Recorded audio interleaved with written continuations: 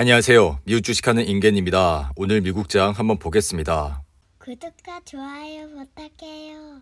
오늘 시장은 인플레이션 지표가 상승세를 보이면서 3대 지수는 모두 하락을 하는 모습을 보여줬습니다. 이로 인해 이날 다우는 1.71% 하락을 했고 S&P 500과 나스닥은 1.51% 하락으로 마감했습니다. 우선 오늘은 페드가 선호하는 지표인 개인 소비 지출 PCE 가격 지수가 나왔죠. 그리고 8월 근원 PCE 가격 지수는 전년 동기 대비 4.9% 상승을 했고 이는 전월 대비 0.6%까지 올라 물가 압력이 오히려 커졌음을 확인했습니다. 그리고 에너지와 식료품 가격을 포함한 8월 PCE는 전년 동기 대비 6.2% 상승을 하면서 전월 6.4%보다 둔화가 됐으나 시장의 예상치를 웃도는 모습을 보여줬는데요. 그리고 앞서 발표한 8월 CPI도 시장의 예상치를 웃돌면서 인플레이션 쇼크를 불러왔습니다. 이번 CPI 결과는 연준이 당분간 매파적인 기조를 유지할 것이라는 관측에 힘이 실리고 있고 그리고 이러한 인플레이션 지표는 분명히 시장에 좋은 소식은 아니며 11월 FOMC 회의에서도 자이언트 스텝을 할 가능성이 더욱 높아졌습니다. 연준은 최근 3번 연속 자이언트 스텝을 하면서 미국의 기준금리는 3에서 3.25%까지 올라왔죠. 이와 함께 연준은 연말 기준금리 목표를 4.4%로 설정을 하고 있고 이는 앞으로도 1% 이상 금리 인상을 단행할 것이라는 얘기로 받아들여집니다. 이에 따라 시장은 4번 연속 자이언트 스텝 금리 인상이 기정사실화가 되고 있는 분위기입니다. 그러나 연준이 이같이 공격적인 금리 인상을 단행했음에도 인플레이션이 잡히지 않고 있는 것으로 드러남에 따라 연준의 공격적 금리 인상이 올해를 넘어 내년까지 이어질 가능성이 커지고 있는데요. 이에 3대 지수는 오늘도 하락을 하면서 좋지 않은 흐름세를 보였고 주식시장의 피어 앤 그리드 지수는 15까지 내려오게 됐습니다. 그리고 공포지수가 20 아래로 내려오면서 이러한 기간 때만 조금씩 사서 모아도 주식시장에서 좋은 수익을 얻으실 수가 있다고 말씀을 드렸죠. 그리고 현재 시장 자체가 좋지 않다 보니 시장은 미국의 경기 침체가 확실하다고 보고 있는데 사실 2분기 연속 GDP가 감소를 하면서 이제는 공식적으로 경기 침체에 들어갔다고 볼 수가 있습니다. 그런데 연준은 실업률이 사상 최저치고 고용이 탄탄한데 무슨 경기 침체냐는 말을 하면서 대충 넘어가고 있는 모습을 보여주고 있는데요. 하지만 주식시장은 경기 침체도 아닌데 나스닥이 30% 이상 하락을 하고 S&P 500 역시 20% 이상 하락을 하는 모습을 보여주고 있습니다. 이는 주가가 6개월에서 1년 먼저 경기를 선반영하면서 미리미리 조정을 반영하고 있다고 볼 수가 있는데요. 하지만 만약 반대로 시장이 2023년 연준의 급격한 금리 인상으로 앞으로 더욱더 심한 경기 침체가 온다면 지금보다 주가는 하락할 것이라 생각이 듭니다. 그럼에도 불구하고 이러한 경기 침체 그리고 주식시장의 바닥은 언제 올지 그 누구도 알 수가 없고 만약 온다면 얼마나 깊게 올지 얕게 올지도 알 수가 없습니다. 그리고 막상 2023년에 가서 경기 침체가 오면 주가는 상승할 가능성이 높다고 생각이 드는데요. 막상 2023년이 오면 주가는 2024년 경기 회복에 대한 기대를 하면서 먼저 움직이기 때문에 주가의 상승의 가능성은 높다고 볼 수가 있죠. 그리고 주식시장은 지난 40년간 저점을 찍고 반등을 하면서 꾸준히 우상향을 하는 모습을 보여줬습니다. 그리고 경기 침체와 주가 하락은 단기 투자자나 심약한 투자자에겐 고통의 시간이 될 수가 있지만 장기 투자자에겐 부자가 될 좋은 기회가 될 수가 있으니 이러한 점을 잘 참고하시고 투자를 해주시기 바랍니다.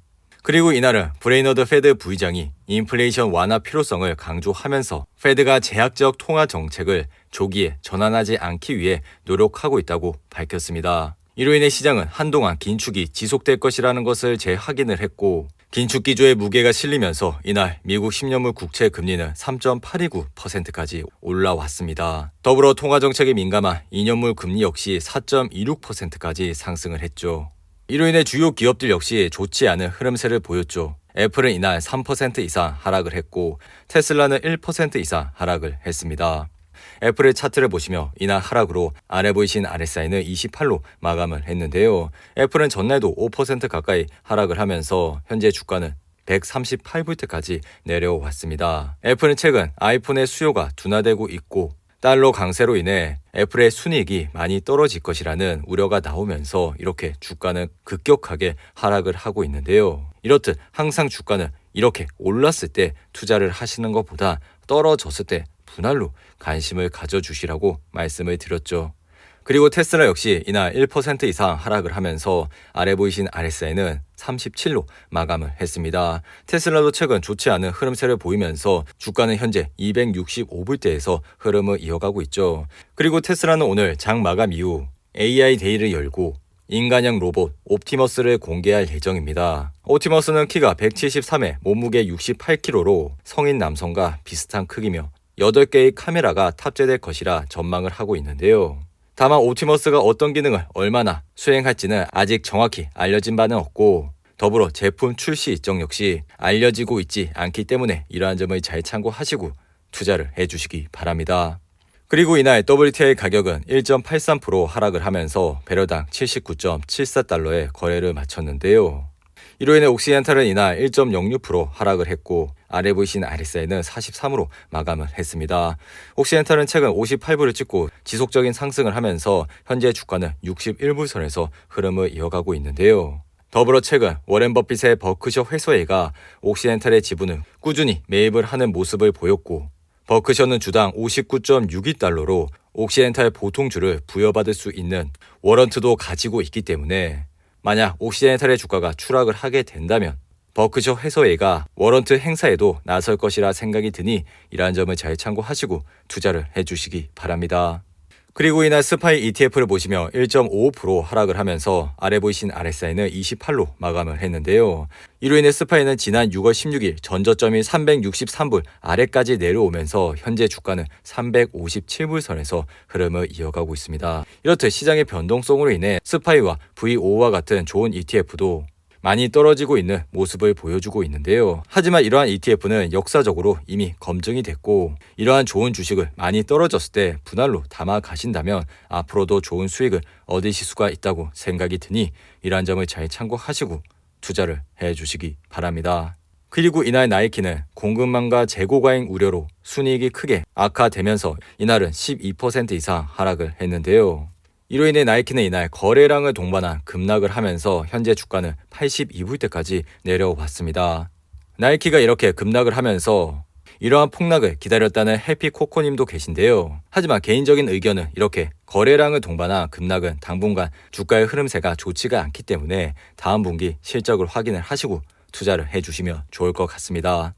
그리고 이날 마이크론은 실적 발표 이후 매출이 시장의 예상치를 하회하면서 좋지 않은 흐름세를 이어갔지만 이날 1.7% 상승으로 마감했습니다.